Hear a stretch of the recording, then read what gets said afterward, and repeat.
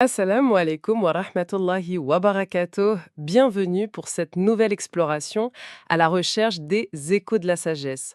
Aujourd'hui, on va se pencher sur un concept vraiment central dans la spiritualité islamique, le dhikr, le souvenir de Dieu. Et pour ça, on a une transcription qui analyse une pratique à la fois quotidienne et incroyablement profonde. Les invocations du matin et du soir. L'idée, c'est de comprendre pas seulement ce qu'on dit, mais pourquoi on le dit. Quelle est la mécanique spirituelle derrière tout ça? Exactement. Il faut vraiment pas voir ça comme une simple liste de phrases à réciter. Non. Le texte utilise une image très forte, celle d'une forteresse que le croyant construit chaque jour. Une forteresse, j'aime beaucoup cette image. Ou une forteresse qui protège, qui apporte le pardon et une récompense immense. On va essayer de décortiquer un peu comment chaque invocation en est une pierre. Alors commençons par les fondations. Le texte, il me semble, pose d'abord une distinction importante. Il n'y a pas un seul type de zikr, mais deux. C'est ça, c'est la première clé.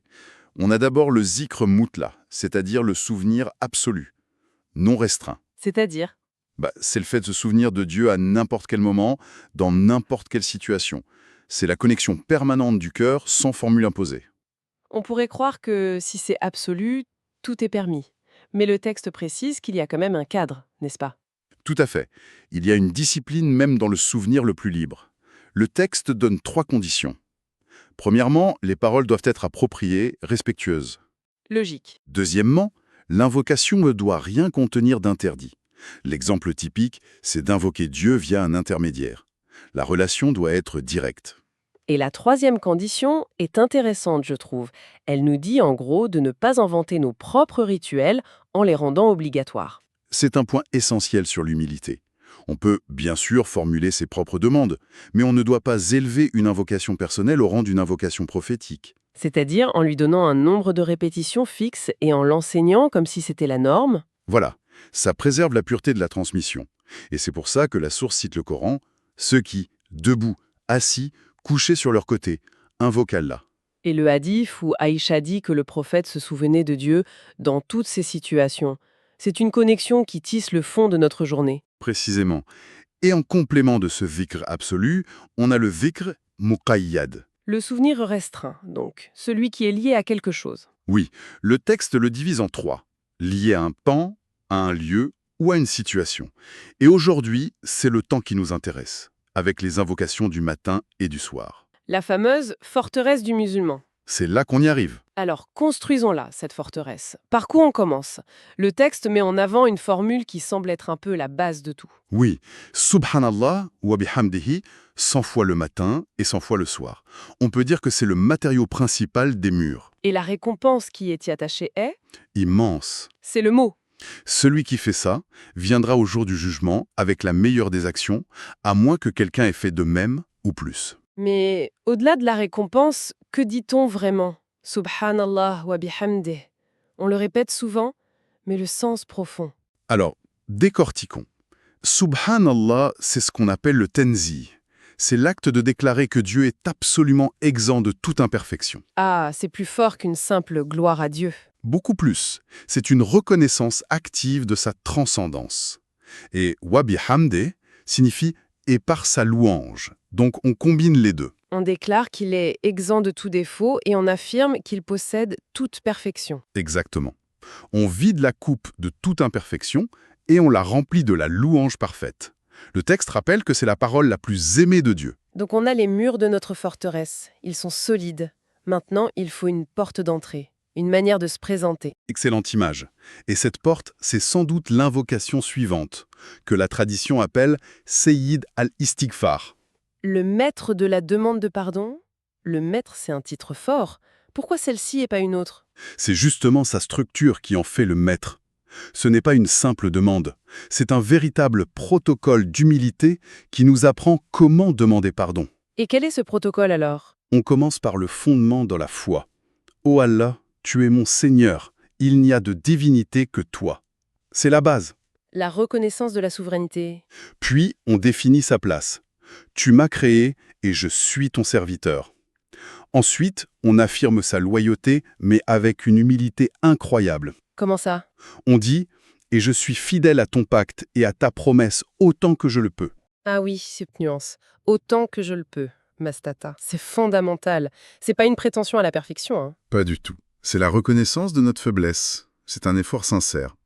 Après ça, on cherche refuge contre ses propres actions. Je cherche refuge auprès de toi contre le mal que j'ai commis. Et c'est là qu'arrive le cœur de l'invocation, ce que le texte appelle le double aveu. Le double aveu. Oui. D'abord, je reconnais tes bienfaits sur moi. On commence par la gratitude. D'accord. Et juste après, et je reconnais mon péché. Mettre les deux côte à côte, c'est très puissant. Ça veut dire, malgré tout ce que tu m'as donné, j'ai quand même fauté. C'est incroyable. La demande de pardon, alors, pardonne-moi, elle n'arrive qu'à la toute fin.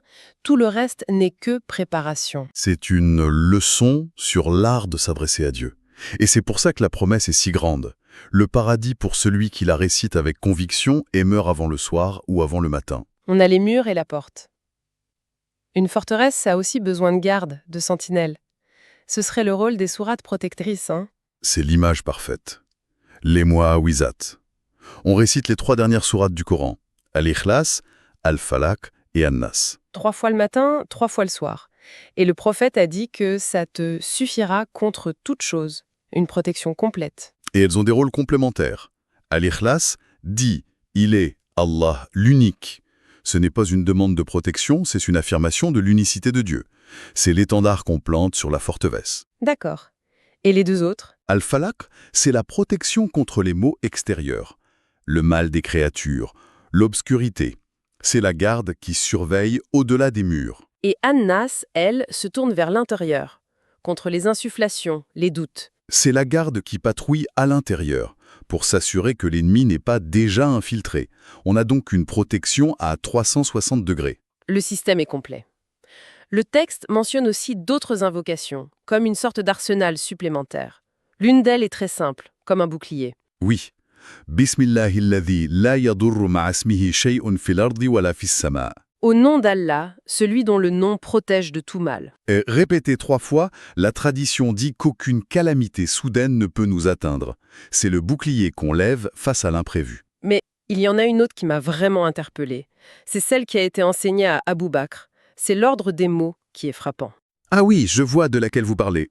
On demande refuge contre le mal de mon âme et contre le mal du diable. Et cet ordre n'est pas anodin, en effet. Attendez, ça veut dire qu'on doit se protéger d'abord de soi-même avant de se préoccuper du diable. C'est contre-intuitif. C'est un diagnostic d'une profondeur immense.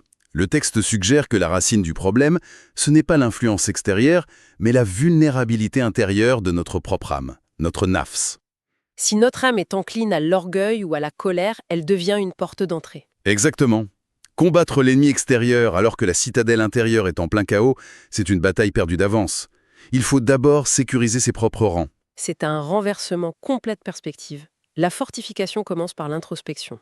Fascinant. Tout à fait. Et il y a aussi cette anecdote sur le prophète et son épouse Jouayriya qui illustre une autre dimension. Ah oui, cette histoire qui nous parle de la différence entre la quantité et la densité spirituelle, on pourrait dire. C'est ça.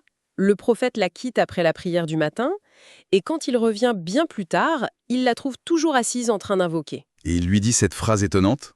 J'ai prononcé après toi 4 paroles, 3 fois, qui, si elles étaient pesées contre tout ce que tu as dit aujourd'hui, l'emporteraient en poids.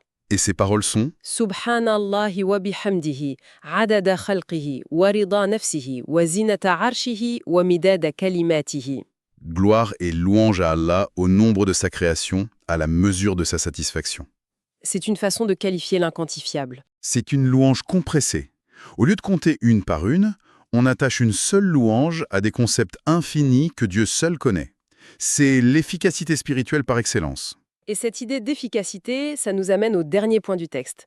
Un conseil très pratique qui met en garde contre la mentalité de l'accomplissement. Le piège de la to-do list spirituelle, un piège très courant. On voit la liste complète, on se sent dépassé, et on se dit « Puisque je ne peux pas tout faire, autant ne rien faire du tout ». C'est le piège du tout ou rien. c'est tellement vrai. On se met une pression énorme et au premier échec, on abandonne tout. Et c'est pourquoi le texte rappelle ce principe fondamental, l'action la plus aimée de Dieu est la plus constante, même si elle est petite. Un peu, chaque jour, vaut mieux que beaucoup, de temps en temps. Absolument. La régularité construit des fondations solides, là où l'intermittence ne laisse que du sable. Le message, c'est donc de commencer petit. Si après avoir entendu tout ça, on ne retient que la récitation des 3 sourates protectrices, mais qu'on s'y tient, c'est déjà une immense victoire. C'est une forteresse qui commence à s'élever. On pose une brique, chaque jour. Et quand l'habitude est là, aussi naturelle que de respirer, alors on peut en ajouter une deuxième. L'important, c'est de commencer à construire. Voilà, En résumé, ces invocations, ce n'est pas juste une routine, c'est un acte de construction conscient. On bâtit chaque jour une armure, une citadelle qui structure notre journée. c'est une forteresse accessible, dont les plans nous ont été donnés. Elle est construite avec des mots, mais ses effets sont très concrets. La paix, la protection, la clarté. Et pour finir, je reviens sur ce point qui m'a marqué, la hiérarchie des menaces, l'âme avant le diable. Ça ouvre une piste de réflexion qui va bien au-delà de la récitation. Oui, Ça nous pousse à nous poser une question fondamentale. Au-delà de ces invocations, comment, activement dans nos journées, peut-on apprendre à identifier et purifier ce mal de notre propre âme? Comment on repère l'orgueil qui s'infiltre, l'envie qui ronge? c'est peut-être là que se trouve la vraie clé. Peut-être. La forteresse ne sert pas qu'à repousser les assauts extérieurs, mais surtout à protéger le jardin intérieur qu'on cultive. Et ce jardin, il demande une attention de tous les instants.